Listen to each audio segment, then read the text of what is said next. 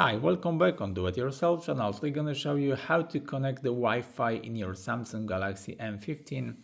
To do this operation, slide up and go to the settings. Here there is a connection bar and there is Wi-Fi. You can enable it, you can press it to see which network is available next to you. If you want to choose other network, just press on it, write the password and click on connect. Then you will be connected to your Wi-Fi. There is another way to connect it. There is an icon here.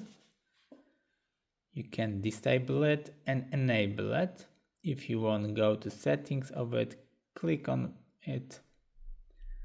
And there is a much way to connect to others' Wi-Fi. So that's it for now. I hope the video is helpful for you. If yes, you can leave like, leave comment and leave subscribe and see you by next video. Hey!